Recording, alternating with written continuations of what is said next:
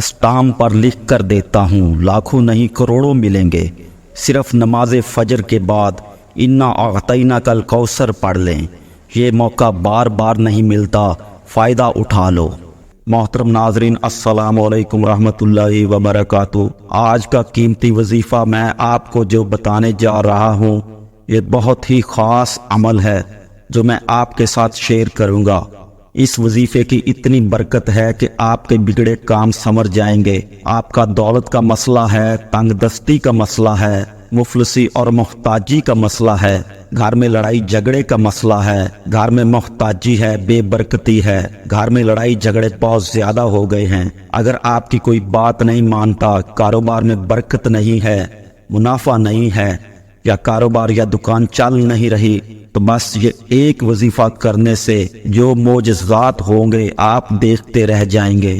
میرے بہت سے دوست ایسے ہیں جو وظیفے کر کر کے تھک گئے ہیں، لیکن ان کو کامیابیاں نہیں ملتی، ان کے راستے میں رکاوٹیں ہیں، بندشیں ہیں، تو وہ یہ عمل، یہ وظیفہ کر لے، انشاءاللہ اللہ پاک ایسا کرم فرمائیں گے کہ آپ کی کامیابی کی راہ میں تمام رکاوٹیں دور ہو جائیں گی، آپ کی تمام مشکلات اور پریشانیاں ختم ہو جائیں گی۔ آج کے دن یہ خاص وظیفہ کیجئے، اس سورت کو پڑھنے والا کبھی کسی حاجت سے محروم نہیں رہا، اس آیت کو پڑھنے والے کو کبھی مانگنا نہیں پڑتا، اسے مل جاتا ہے۔ ایک حدیث میں آتا ہے، نبی کریم صلی اللہ علیہ وآلہ وسلم نے فرمایا، اے عبداللہ بن قیس، کیا میں تمہیں جنت کے خزانوں میں سے ایک خزانے کے متعلق نہ بتاؤں؟ میں نے عرض کیا، یا رسول اللہ صلی اللہ علیہ وآلہ وسلم، کیوں نہیں، ضرور بتائیں۔ تو آپ صلی اللہ علیہ وآلہ وسلم نے فرمایا، تم کہو لا حول ولا قوت الا باللہ، نہ گناہ سے بچنے کی ہمت ہے اور نہ نیکی کرنے کی طاقت مگر اللہ کی توفیق سے۔ بخاری اور صحیح مسلم نے اس کو روایت کیا ہے۔ تو میرے بھائیوں، آج کا جو یہ وظیفہ ہے، اس کو کتنی تعداد میں پڑھنا ہے، کس وقت پڑھنا ہے، اور اس وظیفے کے پڑھنے سے کیا کیا فوائد آپ کو ملیں گے، آج کی اس خاص ویڈیو میں ہم آپ کو اس کے متعلق سب کچھ بتائیں گے۔ ایک حدیث میں آتا ہے، حضور صلی اللہ علیہ وآلہ وسلم نے ارشاد فرمایا، اے لوگو، اتنی عبادت کرو جو برداشت کر سکو، جو قابل برداشت ہو، کیونکہ اللہ ثواب دینے سے نہیں رک سکتا یہاں تک کہ تم خوف عبادت کرنے سے اکتا جاؤ گے۔ اب آپ نے اس سورت کو کیسے پڑھنا ہے، کس ترتیب سے پڑھنا ہے، تو اس کا سارا طریقہ کار آپ جان لیں۔ جب تک آپ کو طریقہ کار کا پتہ نہیں ہوگا، اس وقت تک عمل اثر نہیں کرے گا۔ اس عمل کی کچھ شرائط ہیں، کچھ احتیاطیں ہیں، جن کو جان کر آپ یہ عمل، یہ وظیفہ کیجئے، پھر آپ کو اس وظیفے کا پورا فائدہ ہوگا۔ احتیاط میں سب سے پہلے یہ ہے کہ یہ وظیفہ، یہ عمل کس وقت آپ نے کرنا ہے۔ دیکھیے، آپ فجر، ظہر، عصر، مغرب، عشاء یا تہجد کسی بھی نماز کے بعد آپ کر سکتے ہو، اس میں کوئی پابندی نہیں۔ جب بھی آپ کو وقت ملتا ہے، آپ اس وظیفے کو کر سکتے ہیں۔ کوئی بھی مرد، کوئی بھی عورت اس وظیفے کو کر سکتی ہے، اس میں کوئی پابندی نہیں۔ اگر گھر کے مردوں کو کام کاج کی وجہ سے وظیفہ کرنے کا وقت نہیں ملتا، تو گھر کی عورتیں بھی یہ وظیفہ کر سکتی ہیں۔ اگر عورتوں کو کچھ ایسے مسئلے ہیں کہ وہ نہیں کر سکتی، تو کوئی بھی مرد یہ وظیفہ کر سکتا ہے۔ جو بھی گھر کا فرد کرے، یہ عمل، یہ وظیفہ لازمی کرے، تاکہ زندگیوں میں آسانیاں پیدا ہوں۔ جو بھی آپ کا مسئلہ ہے، آپ نیت کر کے یہ پڑھو گے، یہ عمل کرو گے، تو آپ کے تمام مسائل حل ہو جائیں گے انشاءاللہ۔ اس وظیفہ کی برکت سے اللہ پاک کی خصوصی رحمت ہوگی۔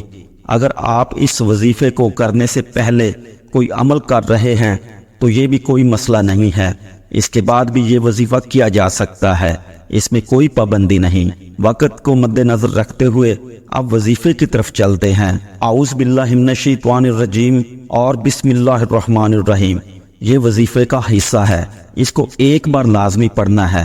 اس کے بعد درود شریف 7 بار آپ نے پڑھنا ہے۔ نماز والا درود شریف اگر آپ پڑھنا چاہیں تو بہت اچھا ہے، لیکن اگر کسی میرے بہن بھائی کو یہ درود شریف نہیں آتا، تو وہ کوئی بھی درود شریف جو اس کو آتا ہے وہ پڑھ سکتا ہے۔ آپ یہ بھی پڑھ سکتے ہیں صلی اللہ علیہ وآلہ وسلم۔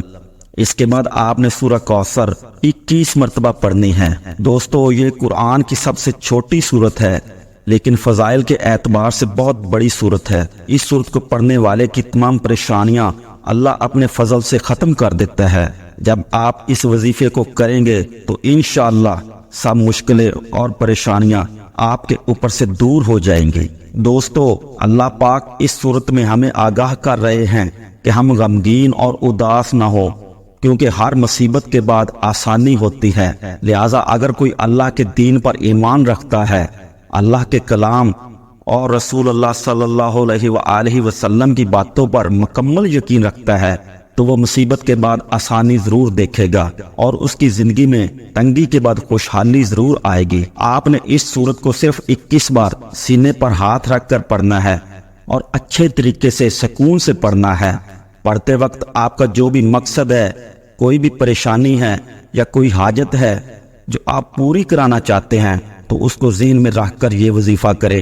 انشاءاللہ آپ کے تمام مسائل ختم ہو جائیں گے۔ اس کے بعد آپ نے لا حول ولا قوت الا باللہ العلی العظیم 41 بار پڑھ لینا ہے۔